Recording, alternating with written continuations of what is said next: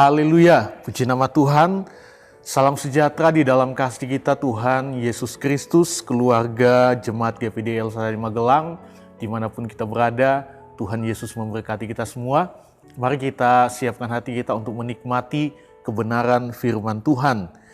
Firman Tuhan saat ini saya beri tema kunci kemenangan. Kita akan lihat di dalam 1 Korintus 16 ayat 13.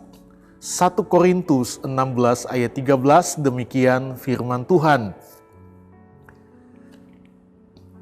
Berjaga-jagalah, berdirilah dengan teguh dalam iman, bersikaplah sebagai laki-laki dan tetap kuat. Dalam ayat ini, Rasul Paulus memberikan nasihat kepada jemaat Tuhan di Korintus untuk mewaspadai adanya bahaya, ancaman dari musuh rohani. Musuh rohani yang di sini adalah yang pertama kita lihat, bidat. Bidat ini artinya ajaran sesat. Karena pada saat itu pengajaran sesat sedang berkembang dan berusaha untuk meruntuhkan iman Kristen, iman anak-anak Tuhan. Dan hal ini menjadi kekhawatiran Paulus kepada jemaat Tuhan yang ada di Korintus. Kita bisa lihat di pasal 11 ayat 3. 2 Korintus 11 ayat 3. 2 Korintus 11 ayat 3. Paulus bilang seperti ini, tetapi aku takut kalau pikiran kamu disesatkan dari kesetiaan kamu yang sejati kepada Kristus, sama seperti Hawa diperdayakan oleh ular itu dengan kelicikannya. Jadi menjadi kekhawatiran dari Rasul Paulus kepada jemaat Tuhan adalah karena pengajaran sesat yang sedang berkembang untuk meruntuhkan iman Kristen. Nah, yang kedua, musuh rohani di sini adalah perpecahan. Kita lihat di ayat 1 Korintus 1 ayat 10. Tetapi aku menasihatkan kamu saudara-saudara demi nama Tuhan kita Yesus Kristus, supaya kamu seia sekata dan jangan ada perpecahan di antara kamu. Tetapi sebaliknya supaya kamu erat bersatu dan sehati sepikir. Jadi kita lihat di sini. Musuh rohani yang kedua adalah perpecahan. Nasihat Rasul Paulus kepada jemaat Tuhan, jangan ada perpecahan. Perpecahan ini adalah pekerjaan dari kuasa kegelapan, pekerjaan iblis yang mempengaruhi umat Tuhan dengan perkara-perkara dunia, kepentingan-kepentingan pribadi yang berakhir pada perpecahan karena tidak ada lagi yang namanya kesehatian dan kesatuan di dalam Tuhan. Sebagai tubuh Kristus tidak boleh ada perpecahan. Itu nasihat firman Allah. Nah, yang ketiga kita lihat musuh rohani itu adalah pesta pora. Pesta pora di sini adalah kesenangan hidup duniawi. Kesenangan hidup yang duniawi, perkara-perkara yang membawa umat Tuhan kepada dosa. Dan ini juga sudah diperingatkan oleh Yesus di dalam Injil Lukas 21 ayat 34. Dikatakan di sana, jagalah dirimu supaya hatimu jangan syarat oleh pesta pora dan kemabukan serta kepentingan-kepentingan duniawi.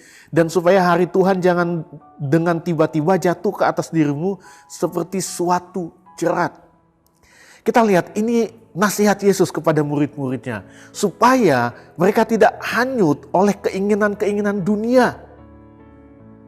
Yang pada akhirnya mereka bisa menjadi orang-orang yang mengabaikan pertumbuhan rohani kepada Tuhan. Karena orang yang terjerat kepada keinginan dunia itu pasti akan mengabaikan pertumbuhan rohaninya kepada Tuhan. Dia bukan lagi terarah kepada Kristus, tetapi dia terarah kepada perkara-perkara duniawi. Nah, kita lihat yang keempat adalah pesta pora. Kesombongan. Musuh rohani, kesombongan. Di dalam 1 Korintus 4 ayat 18 dikatakan seperti ini. Ini Paulus bilang, tetapi ada beberapa orang yang menjadi sombong karena mereka menyangka bahwa aku tidak akan datang lagi kepadamu. Kita lihat, kesombongan adalah watak dan karakter iblis yang ditularkan kepada manusia. Yang membuat manusia menjadi sombong dan angkuh. Paulus menemukan ada orang-orang yang mulai angkuh, mulai ada dalam kesombongan pada saat itu. Dan Paulus memperingatkan kepada mereka, jangan sombong. Ya. Karena kita lihat firman Tuhan, Tuhan menentang orang yang sombong, orang yang congkak, tidak berkenan di hadapan Tuhan. Saya kira Paulus menjadi kerinduannya adalah jemaat yang menyenangkan hati Tuhan. Nah, kita lihat apa kunci untuk mengalami kemenangan atas musuh rohani dari keempat hal yang sudah kita lihat.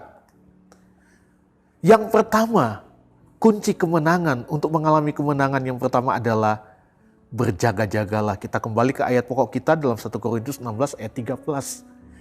Berjaga-jagalah, ini nasihat firman Allah.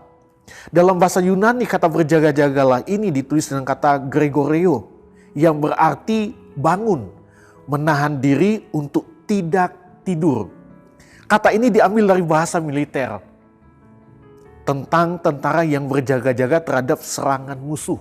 Ya, orang tentara-tentara yang lagi berperang, ya, mereka tidak akan tidur, terlena, tidak.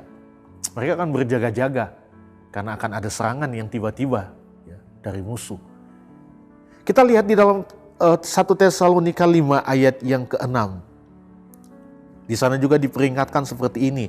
Sebab itu baiklah jangan kita tidur seperti orang-orang lain, tetapi berjaga-jaga dan sadar. Ya.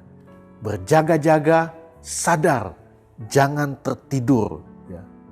Bukan secara fisik, tetapi secara rohani harus berjaga-jaga. Karena secara rohani yang dimaksud dengan berjaga-jaga ini adalah bertekun dalam doa dan tetap mengucap syukur kepada Tuhan. Di dalam Kolose 4 ayat 2 dikatakan bertekunlah dalam doa dan dalam pada itu berjaga-jagalah sambil mengucap syukur. Juga di dalam 1 Tesalonika 5 ayat 17 dan ayat 18 dikatakan tetaplah berdoa, mengucap syukurlah dalam segala hal sebab itulah yang dikehendaki Allah di dalam Kristus Yesus bagi kamu. Berjaga-jagalah, jangan tidur, tetap berdoa, tetap bersyukur kepada Tuhan. Itu kekuatan kita. Nah, yang kedua dikatakan berdirilah dengan teguh dalam iman. Kita lihat kata berdirilah dengan teguh dalam iman dalam bahasa Yunani pakai kata steko yang berarti tetap dalam iman dan pengakuan akan Kristus. Tetap dalam iman dan pengakuan akan Kristus. Kita lihat di dalam 2 Tesalonika pasal 2 ayat 15. Sebab itu berdirilah teguh dan berpeganglah pada ajaran-ajaran yang kamu terima dari kami baik secara lisan maupun secara tertulis. Berdirilah teguh, kata firman Allah. Berpegang pada ajaran-ajaran, yaitu firman Allah.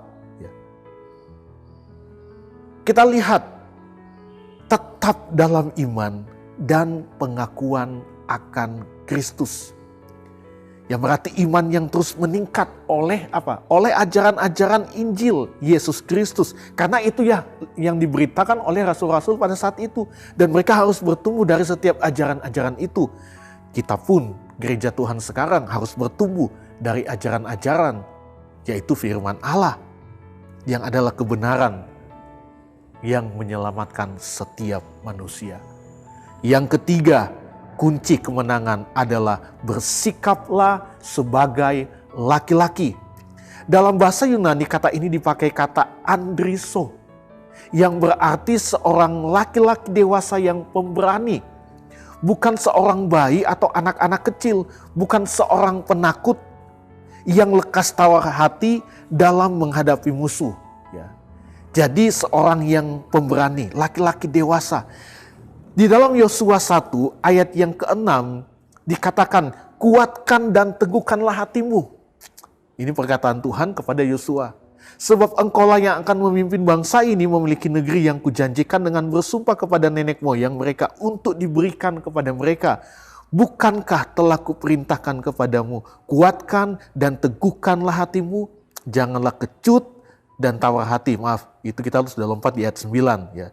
Janganlah kecut dan tawar hati sebab Tuhan Allahmu menyertai engkau kemanapun engkau pergi. Jangan tawar hati. Bersikaplah sebagai laki-laki, harus pemberani. Jangan lekas tawar hati ketika ada kesukaran. Jangan lekas kecut hati ketika ada kesukaran. Tetapi nasihat firman Tuhan, ya, jangan jadi penakut. Karena Tuhan menyertai kita. Sama seperti yang Tuhan katakan kepada Yosua, Tuhan juga, saya percaya firman itu datang dalam setiap kehidupan kita. Bahkan di dalam 1 Yohanes 4 ayat 4b dikatakan, sebab roh yang ada di dalam kamu lebih besar daripada roh yang ada di dalam dunia. Gereja Tuhan harus berani menghadapi peperangan rohani. Bersama Tuhan kita pasti menang. Yang terakhir, yang keempat, kunci kemenangan menghadapi musuh rohani adalah tetap kuat. Kata tetap kuat dalam bahasa Yunani memakai kata kratayo yang berarti ada dalam keadaan kuat dan bertumbuh semakin kuat. Tidak menjadi lemah, tidak hilang kekuatan dan tidak menyerah. Jadi kita ada dalam keadaan kuat dan bertumbuh semakin meningkat kepada kekuatan. Maksudnya kekuatan kita semakin bertambah, bukan kita dalam keadaan kuat tetapi menurun kekuatan kita.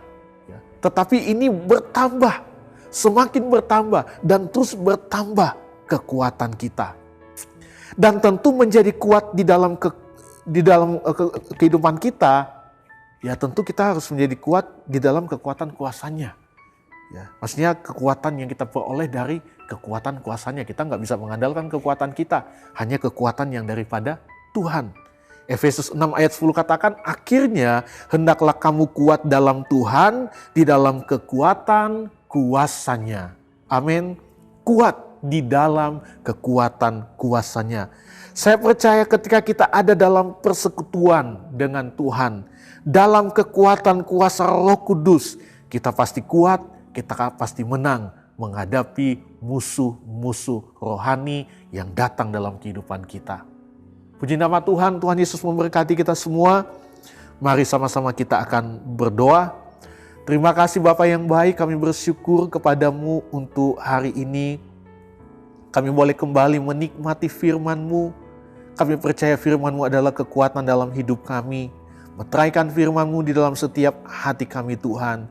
Kami percaya ada kunci kemenangan di dalam kami menghadapi peperangan rohani ini. Dalam kami menghadapi musuh-musuh rohani yang datang dalam hidup kami. Adalah ketika kami bersama dengan Engkau Tuhan. Engkau yang akan memberikan kami kekuatan dan kemenangan. Terima kasih Tuhan Yesus, terima kasih Tuhan, tolong agar hidup keluarga Jemaat GPD El Shaddai Magelang bertekun dalam doa, senantiasa berjaga-jaga sambil mengucap syukur. Terima kasih, kami berdoa dalam nama Tuhan Yesus Kristus. Haleluya. Amin.